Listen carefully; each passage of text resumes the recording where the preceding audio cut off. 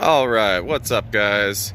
It's been about 5 months since I've posted anything, any updates on my bike. Got my little helper over there, he's squeaking at me.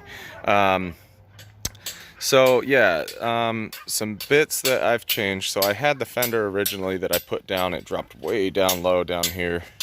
I've gone ahead and cut that, and there's a company out of Brisbane, Australia called Smoked Garage. I've seen a lot of stuff that they do with their Street 500 and Street 750s. And one of the bikes that they did, they had a rear fender that they mounted, and they had cut pretty much just like I have mine mounted right there.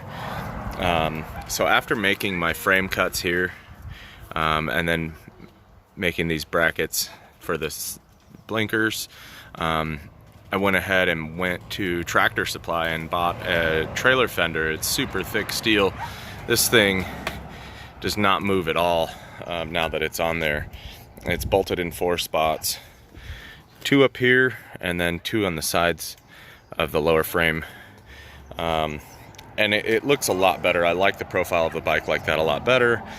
I also took the front fender off. It's all clean and polished up right now. And the next thing that I'm doing here is, so I made these spacers here to get a little bit more lift on these handlebars, because I don't like sitting on them feeling like it's a street bike. But now what I've done is I've gone to TC Bros, and they have mini ape hangers that they call lane splitters. And the lane splitter bars are really nice. They come up about 9.75 inches. So they're gonna sit quite a bit higher. I may be able to get away with keeping my risers on there and just changing the bars out without having to change any of my stock wiring or cables. And so that's the next thing. Those are in the mail right now, and I'll do an update on that when I get those in the mail. And then I can actually go back to putting my stock Harley mirrors on here. The only reason I went to these is because I could not see behind me with these bars on. All it was doing was looking at my shoulders or my sides, and I couldn't see behind me at all. So I went to those, and I like the way they look, but it's not what I wanted. So I will be doing that. A lot of the stuff that I've done is really easy to do. You just have to have a little bit of know-how. I'm not doing any step-by-steps. The next thing that I'm going to do, I have a license plate brake light, and it's got the license plate light underneath. That's going to be mounted down here, and I'm gonna put it right here on the side of the spring.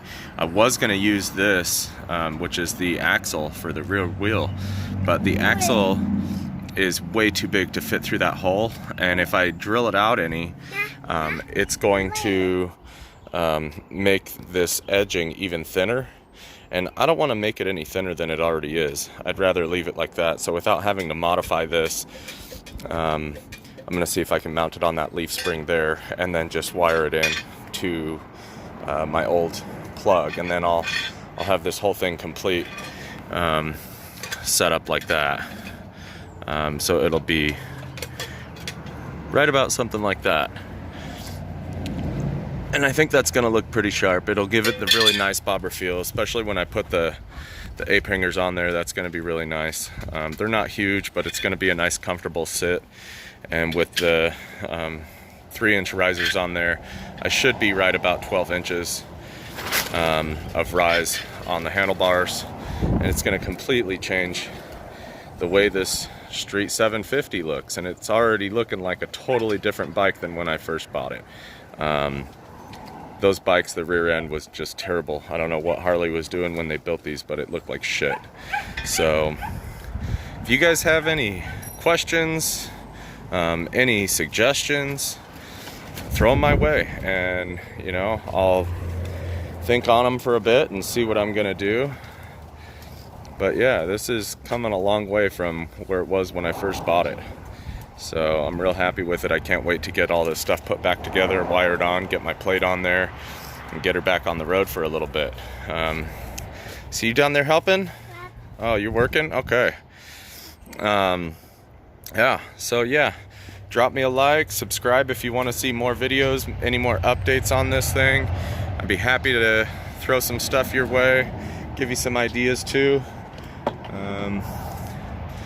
Yeah, and this I think I did a video a while back of the exhaust and stuff that I did here. The intake, I actually used a Dremel, and I came in and cut out this hole because it just couldn't breathe before. And then this is fuel line right here. I cut a hole, or cut a slit in the fuel line, measured it out just right, and then you press it around the opening so it's nice and clean. You can't tell that it was cut, and it looks really good like that. And this thing breathes, it's maxed out. The only thing left to do to it is put a turbo on it, which I probably won't do. But yeah, all right guys, hope you all have a great day. See you soon.